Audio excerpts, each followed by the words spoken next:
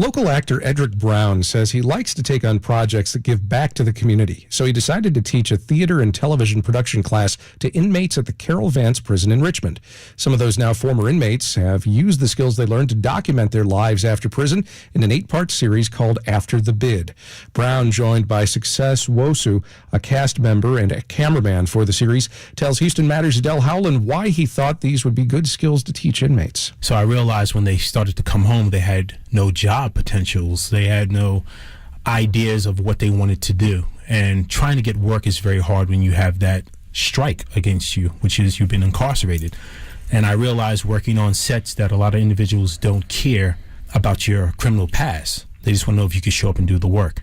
So I wanted to encourage these guys to learn about this craft of theater or film and television, learn about the different aspects of lighting or being a gaffer and being a director. No one cares if you had a criminal record, and this could be a potential for them to have employment and not have to go back to some of the things that led them to be in prison to begin with. Success, has that been your experience? Yes, the reality he talked about, I was the one that lived it. I went through that experience in this position because I was once incarcerated. I was on Carol Vance, and that program added as a stimulant, almost to relieve not only stress, but set a paved way for us to have that job, job type of setting. It provided that for us, and it provided it for me as well. It kept me productive, How long were you in prison for? I was incarcerated for 10 and a half years on a 15-year sentence. For what, if you don't mind me asking? Aggravated robbery. I was young. I was probably about 15. Kind of got involved with a lot of stupid decisions with friends, and it cost me 10 years of my life. That was a big reality check. And so it helped, because at this point when I was at Carol Vance and we were able to get into this video photography, it's the only place in Texas that provides an outlet like that.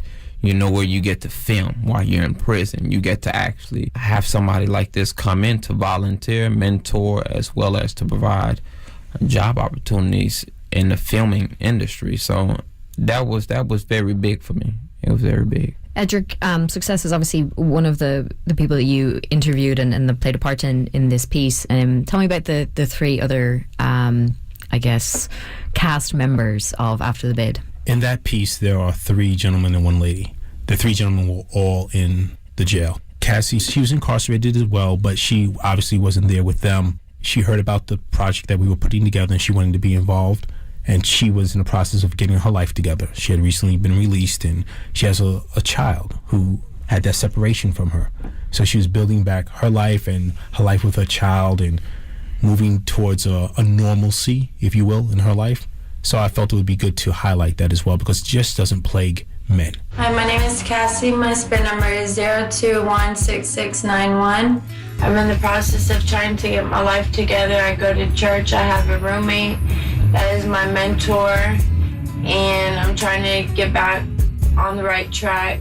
We worked together on a professional level, but we started to become somewhat of friends, and that's where it began. Dennis Shin, he was on the video team as well. He would come in and do different things, videotape things in the jail. Once he got out, he knew about the project. He wanted to be a part of it. My name is Dennis Shin, TVC number 645152. I did 22 flat years in the Texas Department of Criminal Justice on a 99-year sentence. I've been out a year now, just trying to live this life again in this new world, so to speak. Because the whole point of this was to give these guys a chance to implement some of the things that they've learned and showcase them. Yeah, because they kind of shoot themselves, right? They're talking to the camera. Hold the camera. My name is Paul Robinson. 28 years of age. Right now, I've been out 3 months. I'm blessed to get a job. I have a nice place to stay and basically to earn my own money for a chance. Paul Robinson, he did music. So the music you hear in the show at the end is him. This is real talk from the heart. How many times have you struggled just to take care of your mother? I'll tell you a little bit about Paul. When he was incarcerated, this jail did a wonderful thing. A lot of the guys couldn't obviously read bedtime stories to their children. So they would come into the room where he was at and they would record themselves reading different books. So he had very extensive knowledge on how to do mixing and sound and things along those lines. So we were able to utilize that with him doing his own vocals at the end and making a rap and putting that in. He did that song that was at the end was actually created in jail. And the music, the beat in the beginning of the piece actually was created in jail. If you can have a second chance at life, would you finally get things right? Would you do all that it takes to undo all the past mistakes? Success, what were you thinking you would do when you left prison? Took a few communication classes in there, and so I thought that would be an avenue that I'd pursue. But when the video photography class came into perspective, that was something that's a wild opportunity that I wanted to be a part of. When you talk about that, the idea of you wanted to go to college and try to get a job, Edrick, what you really wanted to show in this video is that unfortunately there's a lot of barriers in the way and it's just not that simple. Absolutely. I wanted to show there are barriers and also to make this as a deterrent for people that wanted to go down the wrong path. A lot of people are glorifying this life of crime and I'm from the streets and I do this negative behavior and I smoke this and I shoot this. These are individuals who did that. Now look at what happens to them when they have to come out. You know, people forget the pain that you cause your family. You know, you don't do the time alone. Your family does it with you. You lose loved ones. It's not TV. You don't go in shackles and stand there with sunshades and have two cops on your side. Success could speak to that. When you lose a loved one, you just have to hear about it and you have to deal with it in your cell. So it was a deterrent to make people see, like, this is not where you want to go. You know, you have Christmas here. You have Thanksgiving here. You have your loved ones. You may have a girlfriend who has moved on. You have to think about that from inside here. You have children you will never see grow up, possibly, from in here. So let's look at what this does to us. You know, let's use this as a deterrent. That's why I wanted to get this out there. So, you know, instead of preaching to someone, don't go to jail, don't be bad, these people went, they did it. Look at what they did. Yeah, I would think for you, Success, probably a lot changed in those 10 years. It did. Because the thing is, when you go to prison, it's a whole different reality. You know, it's a different reality. It's almost, you know, time that has been frozen. Same day over and over again. Yeah, it's same day over and over. So it takes a lot of mental strength to be able to find some feasibility of going throughout your day. So what I did was I postponed the thoughts, the ideas, the memories of my family to that present moment. I didn't want to think about it because the more you thought about it, it's like the more burden of stress you had to deal with.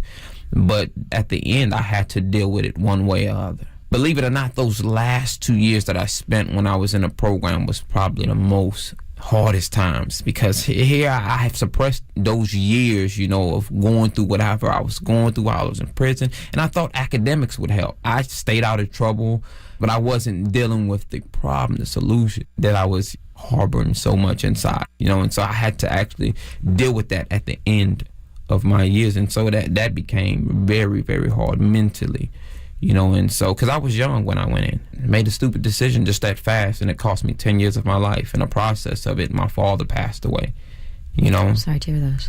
And it was like a best friend of mine, you know, so dealing with all that, that's the reality. You know, with the violence that's going on there, then you have to keep a focused mind if you want to do something positive, and then still deal with the circumstances or the reality of where you're at. What does that first day feel like, walking out of there? First day when I was leaving, it was unreal. It was unreal. I couldn't begin to express a sense of excitement. You know, one moment I remember I was just asleep on a cold steel bunk bed, and then from that moment, here I am walking away from the doors of this prison that I've been 10 years of my life, and now I get to get my life back. I get to get my name back. Get to get my identity back. It meant so much. It felt so good because it felt like I finally had an opportunity to move on in my life. Edrick, there's a lot of messages that you want to get out through this. Is there anything else you'd like people to take away from seeing these stories? We all make mistakes. We're all humans. We should get a second chance. Just because someone went to jail doesn't mean that they're less of a person than you are. There are people that don't go to jail to commit crimes. So let's treat everyone fairly. Let's give people an opportunity to redeem themselves. You know, we are in a place where, America, where we should all have a chance at a good quality life. These individuals paid their debt. Now they're coming back into society. Give them a shot. And for those that are watching, try to keep yourself out of these situations that will put you where they are. I wish that I could right all my wrongs and find the place where I truly belong. I want a second chance at life. I am gonna live it the best way. That's Edrick Browne, an actor and producer of an 8-part documentary called After the Bid, which follows 4 former inmates' lives after prison. We also heard from cast member Success Nwosu. They spoke with Houston Matters' Edel Howlin. There's a link to the documentary series trailer and all 8 episodes at houstonmatters.org. And that's it for today's show. The Houston Matters team includes Michael Haggerty, Edel Howlin, Maggie Martin, and Paige Phelps. Tom Carter's our technical director. I'm Craig Cohen. Join us tomorrow for those and other Houston Matters.